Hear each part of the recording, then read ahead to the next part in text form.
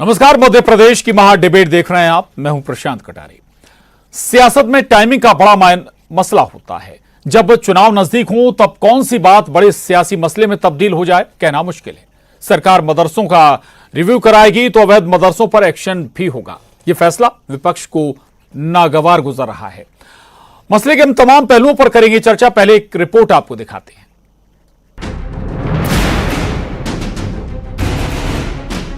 मध्य प्रदेश में अवैध मदरसे और कट्टरता का पाठ पढ़ाए जाने वाले संस्थानों पर सीएम शिवराज ने सख्त तेवर अख्तियार किए हैं। सोशल मीडिया के जरिए माहौल खराब करने वालों पर भी अब नजर रखी जाएगी।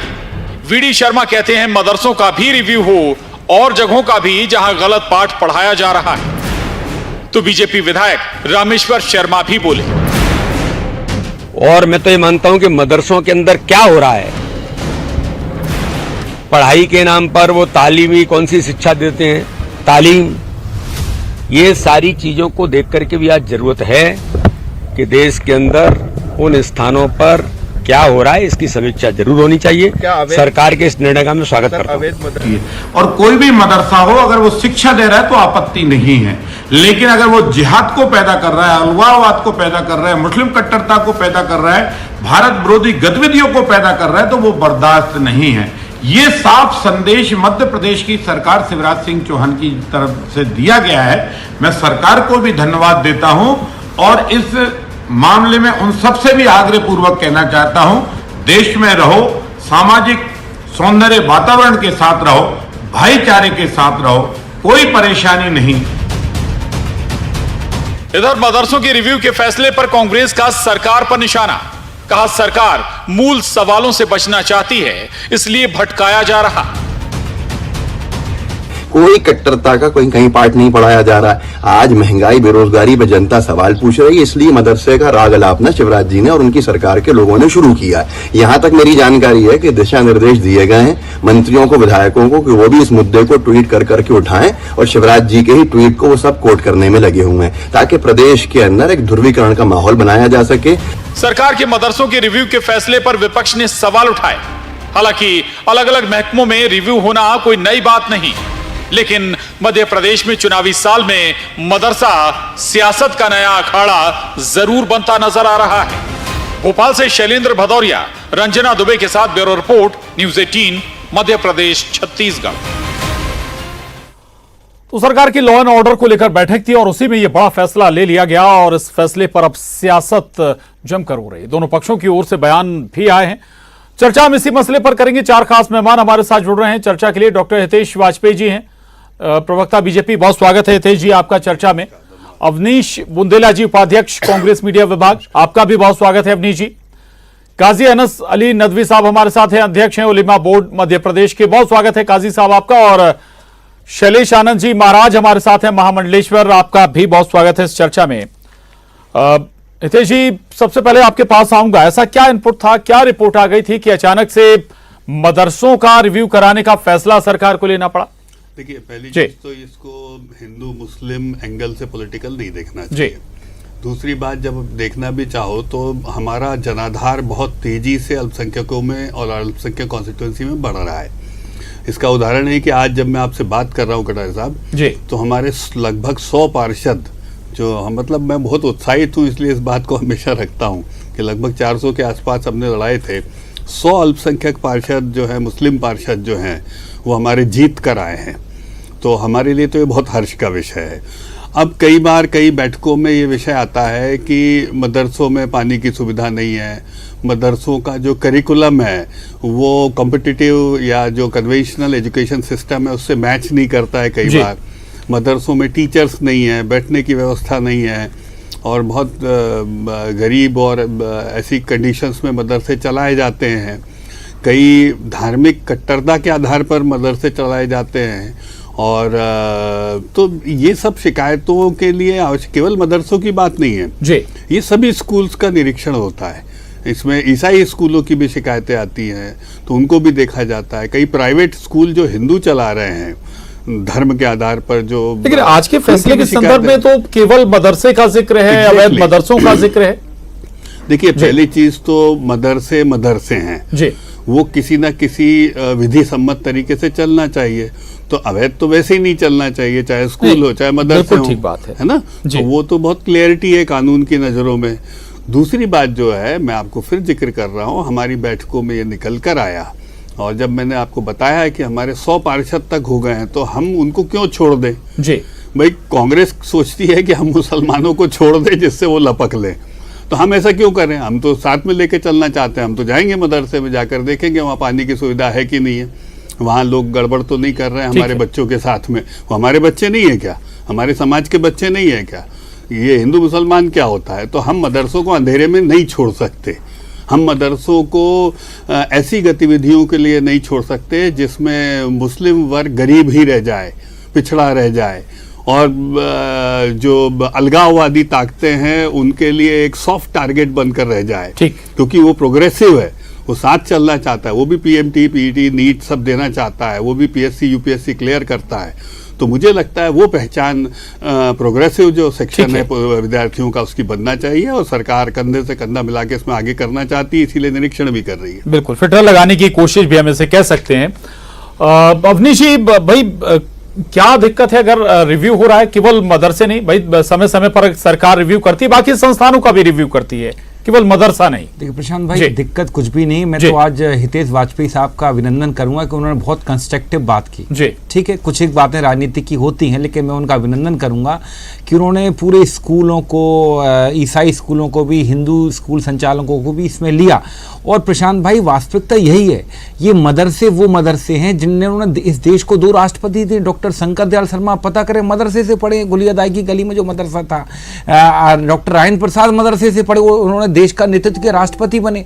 तो मतलब अगर हम सिर्फ एक दृष्टि से देखें, जो आपत्ति है, जैसे अभी रामेश्वर शर्मा जी और बीडी शर्मा जी जिस तरह की बाइट दे रहे थे, ये शर्मनाक है। मतलब उनकी बाइट से साफ परिलक्षित हो रहा है कि वो मदरसों के माध्यम से नफरत ही फैलाना चाह रहे हैं। मदरसों के माध्यम से कहीं ना कहीं वो धार्मिक तुष्टीकरण का करने का प्रयास कर रहे हैं। देखिए, मदरसे कोई तीसरी दुनिया के भवन नहीं है। मदरसे बेसिकली स्कूल हैं, जैसा आपका। और ये इनका जो मदरसा बोर्ड है वो भी माध्यमिक शिक्षा मंडल, शिक्षा मंत्रालय के अंतर्गत ही आता है। और सबसे बड़ी बात यह है कि इसमें भी एक एजुकेशन का ही सिस्टम है। इसमें भी जो खासकर मुस्लिम समाज के बच्चे हैं वो बढ़ चढ़ कर पढ़ते आए। लेकिन आपने देखा होगा प्रशांत जी, पिछले कुछ दिनों से भाजपा के कुछ नेताओं ने जो तुष्टीकरण के, जैसे आप भोपाल सांसद ले लें, रामेश्वर शर्मा जी, अपने गृह मंत्री जी, इन लोगों को विशेष इंटरेस्ट रहता है इनके बारे में बयान देने का। अवैध मदरसे, भैया 18 साल से आप सत्ता में हो, अवैध थे तो अब तक उनको वैध कर लेते, अगर नहीं होते तो उनको बंद करा लेते। वास्तविकता ये, आपको कहीं ना कहीं शिक्षा विभाग की दुर्दशा पर ध्यान देना चाहिए कि उसको आप कैसे सुधार जाएं। आपको ध्यान देना चाहिए प्रशांत भाई कि 1,25,000 आप शिक्षकों के पद खाली हैं, वो क्यों नहीं भर रहे हो? 2011 से आपने नियुक्तियां नहीं की, वो क्यों नहीं कर रहे हो? आपके 26,000 बैकलॉग के पद खाली, वो क्यों नहीं कर रहे हो? वर्ग 3 के शिक्षा कर्मी वो मांग कर रहे हैं, जो छात्र हैं, कि भैया भर्ती कर दो, 51,000 ही कर दो, वो आप नहीं कर रहे हो। टीईटी क्वालिफाई 1,94,000 बच्चे, 2021 का डेटा, 2022 और 23 का अलग आएगा। मतलब वो निरंतर मांग कर रहे हैं, साहब हम ओवर एज हो रहे हैं, हमारी ये भर्ती कर दो। उस पर तो आप काम करते नहीं है। निरंतर ये जो भर्तियां हो रही हैं, 1 लाख से ज्यादा भर्तियों का ऐलान भी है, मैं उस पर भी आऊंगा, चर्चा हम लोगों ने पहले भी की है। प्रशांत जी, जिस दिन भर्ती हो जाएगी उस दिन बैठेंगे ना, बात करेंगे ना। नहीं, हाल ही में जवाब देंगे हितेश जी, मैं उनके पास जाऊंगा, लेकिन हितेश जी का तो मैं आज, हितेश भाई का तो आज मैं अभिनंदन कर चुका हूं। एक साथ प्रधानमंत्री और मुख्यमंत्री दोनों ने, हितेश जी ने आज बहुत कंस्ट्रक्टिव बात कही है, नियुक्ति पत्र बांटे थे। ये अलग बात है कि हितेश जी रोशनी डालेंगे उसमें। मैं तीन हफ्ते पहले 12,000 करीब। नहीं हितेश भाई नहीं हुए। वो क्या कर रहे हैं, जो आउटसोर्स वाले आउटसोर्स पर काम कर रहे हैं, उन्हीं को नियमित कर रहे हैं। ठीक है, बताता हूँ। इस पर अगले स्लॉट में बात करेंगे। एग्जैक्टली, लगभग 7,000 प्राथमिक, 3,000 माध्यमिक और 2,000 उच्चतर माध्यमिक को नियुक्ति पत्र दिए गए। ये तो ऊंट के मुंह में जीरा हुआ है तेज भाई। ठीक है, हम उस मसले पर फिर चर्चा करेंगे, अभी फिर कुछ मसला आएगा, फिर चर्चा करेंगे। जी, 2 और खास मेहमान हमारे साथ बने हुए। काजी साहब, मदरसों का रिव्यू हो रहा है, सरकार ने फैसला, आदेश दिया कि भाई न केवल मदरसों का रिव्यू कराया जाए, बल्कि जो अवैध मदरसे उन पर एक्शन भी होगा, कानूनी कार्रवाई भी होगी। कोई राजनीतिक विद्वेष आपको नजर आता है या सहमत हैं आप इस फैसले से? बिस्मिल्लाहिर्रहमानिर्रहीम। जी, मैं आपको एक बात वाजह कर दूं कि मदरसों जी। के मुतालिक जो मुख्यमंत्री का बयान आया है कि अवैध मदरसे, तो मेरा सबसे बड़ा सवाल इस बात के ऊपर है कि मदरसा अवैध कब से हो गया? क्योंकि मदरसा जो है वो एक इंस्टीट्यूशन है, एक स्कूल है, एक तालीम का मरकज है, जिसको कि शिक्षा का मंदिर कहते हैं आप। तो मैं ये कहूंगा कि उस शिक्षा के मंदिर को आप अवैध किस तरीके से कह रहे हैं? शिक्षण एक बात। संस्थान के लिए दूसरी बात ये है कि आपको मदरसा संबंधित संस्था से जी। अनुमति तो लेनी होगी ना। अनुमति नहीं लेंगे तो फिर ठीक है। अवैध ही कहलाएगा, स्कूल हाँ, हो बिल्कुल या बता कोई रहा और हूं शिक्षण आपको। संस्थान हो। मैं बता रहा हूं जी नहीं, अवैध नहीं कहलाता। सुन लीजिए, अवैध नहीं कहलाता। वो उसका तरीका ये होता है कि अगर आपने कोई अनुमति नहीं ली तो अनुमति लें। अब मैं अनुमति पे आता हूं। एक बोर्ड बना हुआ है जिसका नाम है मदरसा बोर्ड, और मदरसा बोर्ड कांग्रेस शासन काल में बना था, और उसके बाद दिग्विजय सिंह मुख्यमंत्री थे। उसके बाद 18 साल से बीजेपी की सरकार है, और इस जमाने में भी मदरसा बोर्ड था। अभी बीच में कांग्रेस की सरकार आई थी, जब भी था। मेरा सिर्फ ये कहना है कि मदरसा बोर्ड तो बना दिया गया है, मदरसा बोर्ड से ही एफिलेटेड है ये मदरसे, मदरसा बोर्ड से रजिस्टर्ड है ये मदरसे। और अफसोस की बात यह है कि 1685 मदरसे हैं जिनको वेतन नहीं मिला पिछले 5 सालों से। 3 लाख स्टूडेंट्स हैं जिनको सिलेबस नहीं मिलता, सर्टिफिकेट नहीं दिया जाता, जिनके साथ ये प्रॉब्लम क्रिएट होती है कि वो ऑनलाइन अगर फॉर्म फिल करने जाएं अपना। जी सुन तो लीजिए, मैं अभी भोपाल का बता रहा हूं सिर्फ आपको। 7,500 मदरसे जो हैं, मैं आपको सिर्फ अभी भोपाल का बताया मैंने शायद। नहीं, मैं आपको बता रहा हूं, मैं आपको बता रहा हूं, कोई गलती अगर होगी तो मैं अपनी गलती सुधारने के लिए भी बैठा हूं, कोई दिक्कत वाली बात नहीं। आप कह रहे हैं 7,500 मदरसे हैं, मैं पूरे मदरसे का, मध्य प्रदेश का कह रहा हूं। मैं आपको 1685 सिर्फ भोपाल के बताया मैंने। खैर, तो वो मदरसे जो हैं वो भी सब मदरसा बोर्ड से ही रजिस्टर्ड हैं। उनको 5 साल से वेतन नहीं मिला उनके शिक्षकों को। तकरीबन 30,000 के करीब जो है टीचर्स हैं, पढ़ाने वाले हैं, जिनको वेतन जी 30,000 के करीब रिकॉर्ड है, मैं आपको बता रहा हूं। दूसरी बात यह है कि अब मैं आपसे बात करना चाहूंगा कि सिर्फ मदरसों को अवैध करने के लिए, अगर आपकी नजर में अगर वो अवैध हैं, उनको वैध करने के लिए तो उसकी एक प्रक्रिया होती है, उसको एक तरीके से वो किया जाता है, उसके डॉक्यूमेंट सबमिट किए जाते हैं, उसकी एक पूरी टीम गठित होती है। मेरा तो सिर्फ इतना कहना है कि अगर आपको मदरसों की इतनी फिक्र है, अगर नहीं, अगर अनुदान मिलता है तो भाई सरकार को चिंता सरकार नहीं को तो जा रहा है मदरसा बोर्ड। फिर आप ये कह दीजिए कि मदरसा बोर्ड अगर सरकार की जी ठीक नहीं बिना पंजीयन के चलाओगे, मैं आपसे तो बोल रहा हूं ना, मैं रिकॉर्ड पे बात कर रहा हूं। नहीं, मदरसा बोर्ड फिर काहे के लिए बना हुआ है? मदरसा बोर्ड तो राज्य सरकार के अधीन ही काम करता है ना सर। मदरसा बोर्ड में आपने अभी तक, चलिए ठीक है। मैं नदवी साहब फिर आऊंगा आपके पास। शैलेश आनंद महाराज हमारे साथ मदरसा बोर्ड के जो रजिस्टर्ड मदरसा हैं, मैं जो नहीं मेरी बात पहले क्लियर हो जाने दें आप। जल्दी क्लियर हो जाने दें बात को कि मदरसा बोर्ड में उन मदरसों की बात कर रहा हूं जो मदरसा बोर्ड में रजिस्टर्ड है, जिसने फीस दे के सरकार को अपना मदरसा रजिस्टर्ड कराया है। मैं वही कह रहा हूं आपसे कि पंजीयन कराया है सर, उसके बावजूद उनको 5 साल से शिक्षा नहीं मिली, कई सालों से वो काम कर रहे हैं। तो उस तरफ भी तो ध्यान देने की जरूरत है। डरते क्यों? तो उसी नदवी साहब आ रहा हूं। शैलेश आनंद महाराज जी, जरूरत है। सवाल मेरा आपसे, मदरसा बोर्ड सारे निगम मंडल बन गए, मदरसा बोर्ड को नहीं बना। मेरा सवाल है आपसे। काजी साहब फिर आ रहा हूं आपके पास। शैलेश आनंद महाराज जी, रामेश्वर शर्मा को आप सुन रहे होंगे, वो कह रहे थे कि भाई मदरसों में लव जिहाद ना पढ़ाया जाए, बाकी चीजों का भी जिक्र कर रहे थे। ठीक बात है। एक हाल ही में इंदौर में अभी आज ही का मसला है, वो चर्चा में पैकेज में नहीं है वो बात, लेकिन मैं चर्चा में ला रहा हूं कि भाई एक बच्ची ने खुदकुशी कर ली, लव जिहाद का आरोप लग रहा है और कहा जा रहा है कि धर्म बदलने का दबाव बनाया जा रहा था। इन दोनों चीजों को जोड़कर आप अपना रिएक्शन अगर देना चाहें तो। देखिए, मैं शुरू से कहना चाहता हूं कि धार्मिक अतिवाद हो, राष्ट्रीय अतिवाद हो, उसके ऊपर शासकीय नियंत्रण, शासकीय दृष्टि रखना बेहद आवश्यक है। जहां तक सवाल उठता है किसी भी एजुकेशनल इंस्टीट्यूट का, तो वहां पर निरंतर रिव्यू होना चाहिए, 5 साल में एक बार नहीं, हर साल के अंदर 2 से 3 बार उसका निरीक्षण होना चाहिए। वहां क्या पढ़ाया जा रहा है, वहां की गतिविधियां क्या है, तो कोई से भी धर्म की शिक्षा का संस्थान ही क्यों ना हो। रही बात लव जिहाद की, आपने बोली है, पूरे राष्ट्र भर से ये चिंता का विषय लगातार बना हुआ है। ये स्पष्ट है। आप कहना चाह रहे हैं आश्रमों का, गुरुकुलों का भी रिव्यू हो?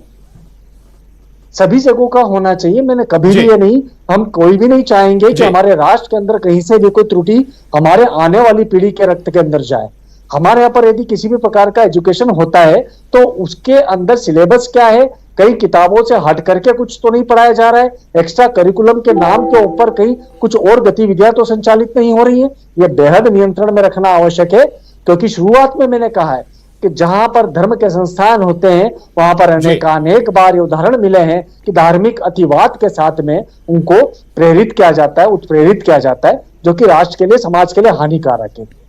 जी बिल्कुल, बहुत महत्वपूर्ण बात आपने कही। रहेगा, मैं आ रहा हूं आपके पास। हितेश जी, कांग्रेस कहती है कि भाई मुद्दे भटकाने की कोशिश है। आपने बाइट भी सुनी होगी, वर्जन भी सुना होगा, और अवनीश जी तो आपकी तारीफ कर रहे थे, लेकिन जो बाकी रिएक्शन आपकी तरफ से आए, आपकी पार्टी की तरफ से, कुछ मैच नहीं कर रहे हैं, मेल नहीं खा रहे हैं। देखिए, वो सब आपका परसेप्शन है, लेकिन जहां तक आप शिवराज जी को जानते हैं, जी शिवराज जी का निर्णय है। यदि मदरसों का निरीक्षण होगा, जैसे मुजम्मल साहब ने बोला ना, भाई आप बिना पंजीयन के मदरसे थोड़ा ना चलाएंगे। नहीं, इस बात से सहमत हैं, इस बात से कोई भी शायद किसी को आपत्ति नहीं। चिंता का विषय क्या है मैं आपको बताता हूँ। देखिए, मदरसों में मुसलमानों का गरीब तबका जाता है, जिनके पास पैसे नहीं होते, तो उस गरीब तबके का दुरुपयोग नहीं होना चाहिए ना सर जी। उनको शिक्षा तो उनका अधिकार है कि नहीं है, और शिक्षा के अधिकार के नाम पे उनको आप और गरीब बनाए रखो। मदांध करने वाली कोई ऐसी आप शिक्षा दे रहे हैं जो उनको गलत रास्ते पर ले जाती है, उनके लिए बुनियादी सुविधाएं नहीं है, जैसा उलेमा जी बोल रहे हैं। यदि शिक्षक नहीं है तो काय को चला रहे हो भैया आप मदरसा? तो ये सब चीज़ों को देखने का काम करना होगा ना। और सबसे पहले जो एंटी नेशनल फोर्सेज हैं, कटारे साहब, वो जाकर गरीब तबके से लोगों को उठाती है जी। और आपने देखा होगा अभी जो आतिक गुंडे को मारा है तीनों ने, आप उनका परिवेश देखिए। मैं देख रहा था, झोपड़ी के बेचारे रहने वाले हो, तो इनको पकड़ लिया गैंगस्टर्स ने, पैसे दिए, उनने जाके देखो 20-20 साल में हत्याएं कर रहे हैं। वो तो हिंदू ही है ना, तो हिंदू मुसलमान की बात थोड़ी ना है। किसी भी तबके में जो गरीब सेक्शन होता है उसको अपराध की तरफ मोड़ना और उसको संगठित अपराध की तरफ मोड़ना आसान होता है यदि सही रास्ते पर नहीं है। तो सरकार बहुत अच्छा काम कर रही है। जो ऐसे इस प्रकार के शिक्षण संस्थान हैं उन पर नज़र होनी चाहिए, किस प्रकार की शिक्षा दी जाती है, वो शिक्षा वाकई में उपयोगी है नहीं है, वो मदरसे चलाने लायक भी है कि नहीं है, वहाँ कोई असामाजिक तत्वों का जमावड़ा तो नहीं है जो वहाँ पर मिसलीड कर रहा है। ये तो सरकार देखेगी साहब। और इसको आप धर्म के आदमी, जैसे मदरसा बोला तो बिच्छू क्यों काट जाता है भाई? शिक्षण संस्थान मानते हो आप, एक तरफ शिक्षण संस्थान मानते हो, दूसरा जैसे मदरसा। सवाल हमने नहीं उठाया, सवाल विपक्ष ने उठाया। मैं जी अवनीश जी के पास मेरा कहना है भाई वो सामान्य शिक्षण संस्थानों जैसे करने दीजिए चेकअप जाके, उनको क्या दिक्कत है? बिल्कुल। अवनीश जी एक बात बताइए ना, ये अवैध मदरसा वाला तो फिर भी एक तरफ आप रख दीजिए, जो वैध मदरसे हैं सरकार उनको अनुदान दे रही है, 1 शिक्षक 2 शिक्षक 3 शिक्षक वाले मदरसों को भी अनुदान दे रही, तो सरकार पता करेगी ना भाई कि उसके पैसे का हो क्या रहा है, सही इस्तेमाल हो भी रहा है या नहीं।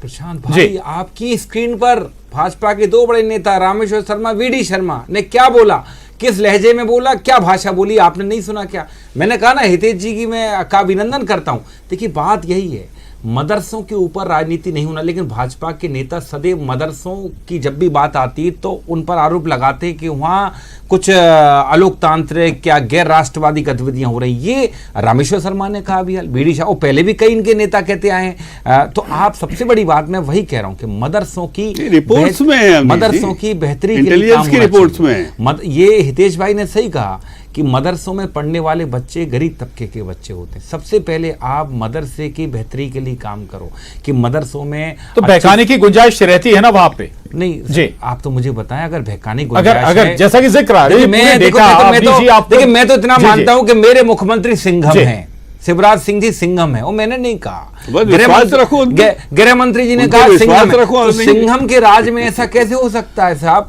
हाँ, ये अलग बात है कि थाने में घुस के बंदूकें छीन ली जाती हैं।